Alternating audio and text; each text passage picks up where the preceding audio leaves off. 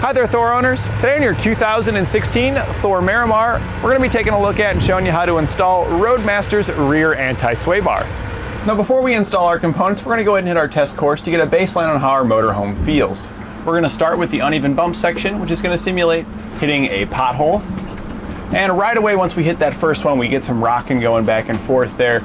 So we can tell there's a little bit of slop. Ooh, it's pretty good rock just from one little bump there. You can really hear it in the back. There's a lot of creaking going on. You can really hear some things shifting around. That's probably all of our cabinets back there.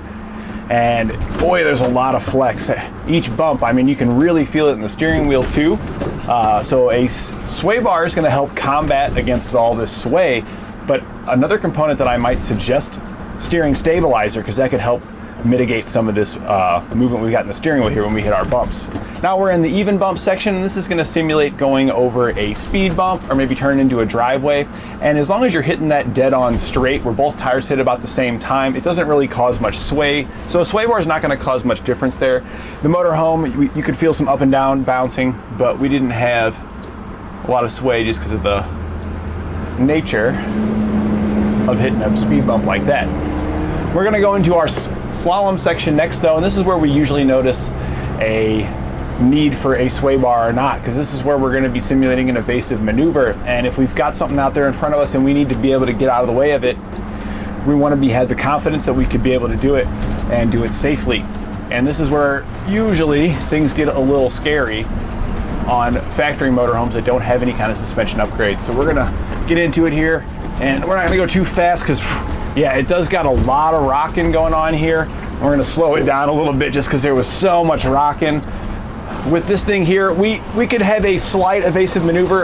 That's about as aggressive as I'm going to get with it. It does get a little shaky out there. Even when I was trying to be a little aggressive, it really wanted to throw that weight, and you can get uncomfortable there. So we're going to go ahead and get it back into the shop now and get that sway bar on, and then we'll hit our test course again and see how it compares.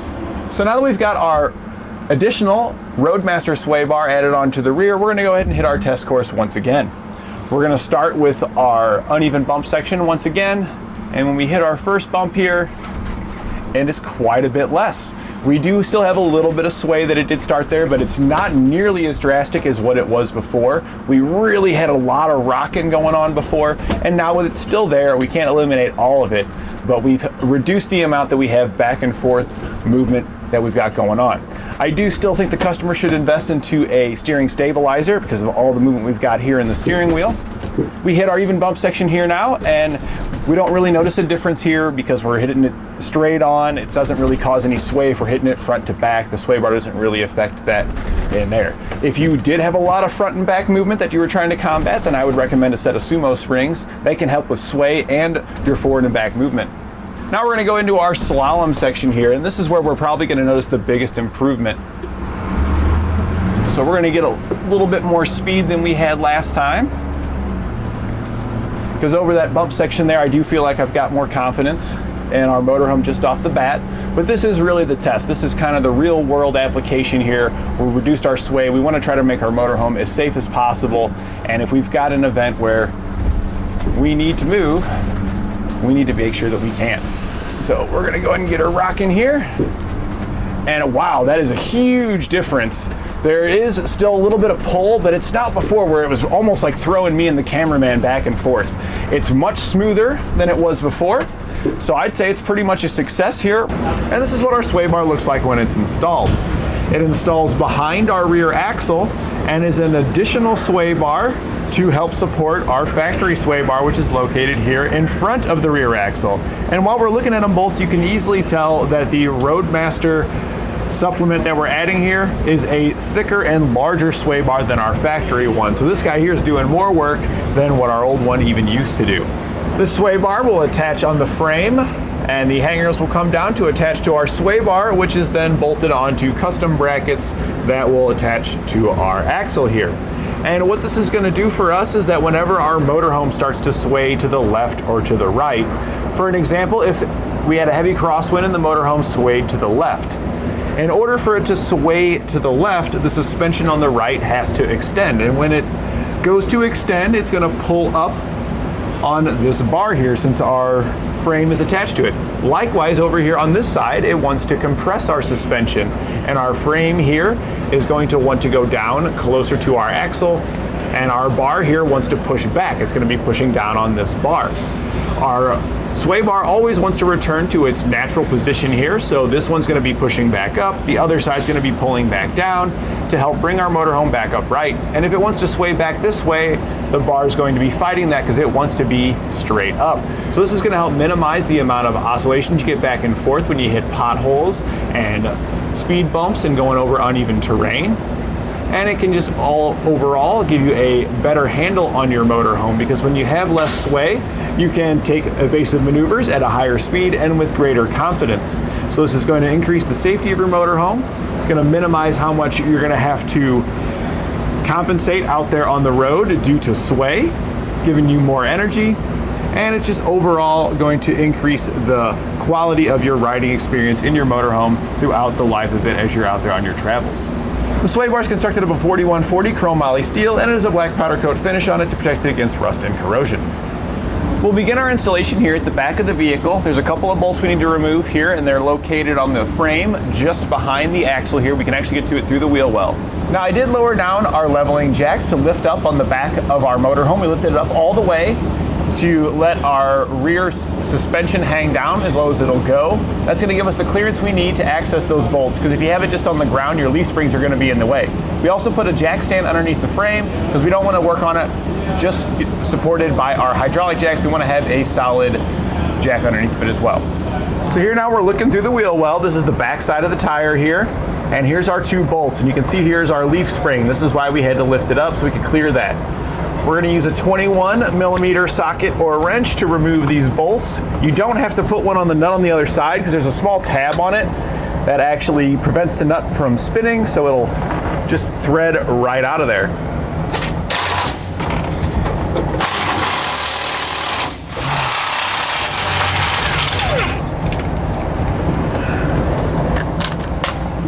We're going to reuse these bolts and the nuts. Here's the nut here so you can see it. They just usually sit on the frame. Sometimes they'll fall on the ground, but you can see that tab that I was talking about.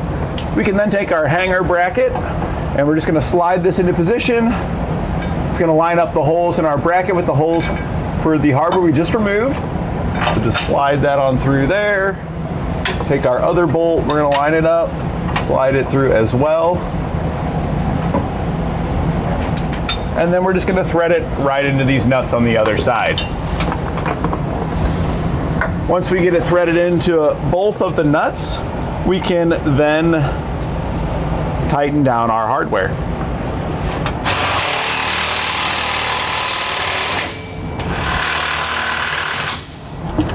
Now we've got this one on, we can go ahead and torque the hardware.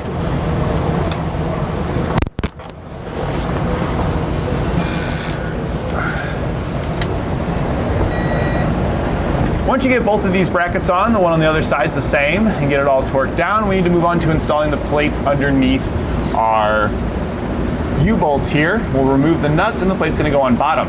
Now, if you've got your vehicle lifted up by the hydraulic jacks while you were putting this one on, your axle here is gonna be hanging down. So if you take these U-bolt nuts loose, it's actually gonna wanna separate from your suspension. So you have a couple of options. You can either put it back on the ground and then remove these nuts, or you could place a jack underneath your axle to hold it up so that way it can't drop down when you take these nuts loose. The option's up to you. We're working on a lift here, and our lift supports it by the wheels, so our vehicle's in a condition that's similar to just being on the ground. To remove these, we are going to be using a 1 1/8 inch socket. These are very big, and they are torqued down pretty tight as well. You can see this is a very large impact we're using here. So you are going to need a very big breaker bar, and prepare to get these off. If the bigger the impact hammer you got, the better. If you're doing it by hand, give yourself plenty of time because these are going to be tight and it's going to be a struggle. You're also going to make sure that you have a torque wrench that's capable of torquing these back down if you do take them off. You're going to need to exceed 300 foot-pounds in most cases, so make sure you've got a torque wrench that can do so. If you need any of these tools, you can rent them at your local automotive store to be able to complete this job.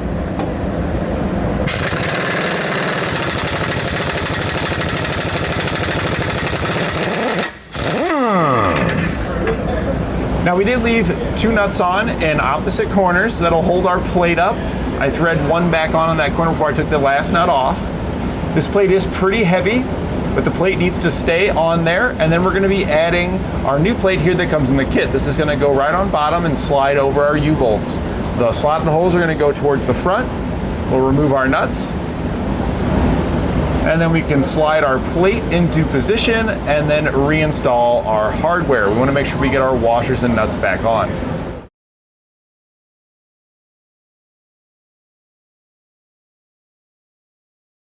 Now we can go back and tighten down our hardware here. We're going to use our 1 1/8 inch socket again.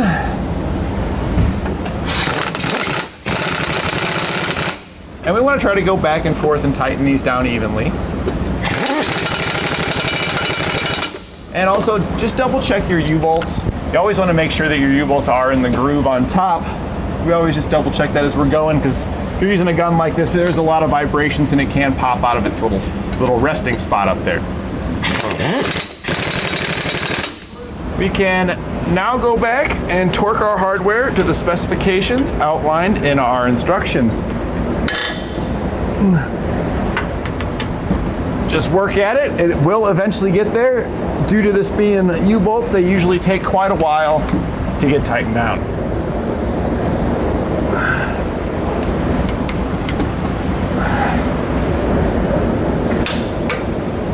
Once we get this side fully torqued down, we'll repeat these same procedures over on the other side to get that bracket installed. Make sure that it points towards the inside just like this one. We can now get our bushings prepared onto our sway bar. These are split bushings, so they open up like that so they can slide on it. And you also get some lubricant in your kit. Now this lubricant here, some customers has reported that they have irritations on their skin from using it. I haven't noticed any myself, but you know your body better than anybody, so just make sure that you're wearing the appropriate gloves if you have sensitive skin. And we want to fully coat the entire inside of our bushing here with our lubricant. Make sure we get it all the way around. And then the little bit of excess that's left on your finger, it's not necessary, but I like to take it and put just a smidge on the outside here like this, and that can just help minimize any squeaks and rattles. Once we've got that lubed up, we can take it and open it up and slap it right onto our sway bar. And then you can put your shackle ends on there as well. We're gonna go ahead and get the other side prepared just like this. We can now set our hardware into place. We're gonna take the smaller bolts and place a flat washer on it. We're going to drop the bolt down through the rearmost hole, and we're going to do the same thing with the third hole here. We're going to skip one and then drop it into the other one that lines up with it there. We're going to drop our hardware down on the other side as well. It'll just make it a little bit easier when you go to lift your sway bar into position. And now we can go ahead and lift it up. We have washers here that we're going to be placing on the other side. So you want to make sure you've got those handy, and then also make sure you've got all your nuts prepared, because the sway bar is pretty heavy and you may want to consider getting an extra set of hands to help you lift it up there. So now we'll just lift it into place, sliding it over our hardware there. Once we've got it lifted up, place on our flat washer, followed by our nut, and then we'll do the same on the back side. And now with a 17mm socket and a 16mm wrench, we can tighten down our hardware.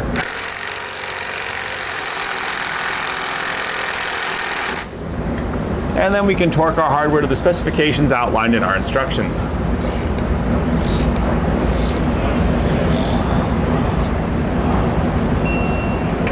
We can now get our end links into position. We're going to take our end link here. We're going to slide it through our bracket and install it into the lower hole. Our bolt's going to slide from the outside towards the inside of our motorhome, and then we're going to put a nylon locking nut on the other side. We're using the large bolts that come in our kit to attach this. We can then rotate our sway bar up until it's level. So if we go to the lowest hole here, we've actually got a bit of a downward dip. So we're going to go up one more to the next hole, and right here puts us pretty much perfectly parallel with the ground. It is still maybe just a hair down, but that's what we want. We want to have as level of a sway bar as possible. If we were to go up another hole, it'd be too high. So we're gonna go ahead now and then install the bolt on the other side in the same way here, connecting our sway bar to our end link over there. We can now go back and tighten down our bolts. With these ones, we don't want to over tighten them. We really just want to tighten it down until it just starts to compress the bushing. Once we see it start to squeeze it just a little bit, we want to stop.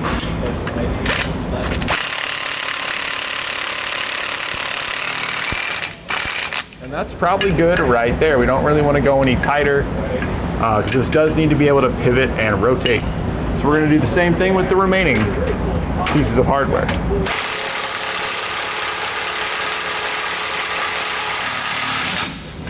Once we have these bolts tightened down, we're now ready to hop in our vehicle and take it for a test drive. You should notice quite a bit of a drastic improvement in your sway, having an additional sway bar in addition to your factory one here. And that completes our installation of Roadmaster's Rear Anti-Sway Bar on our 2016 Thor Miramar.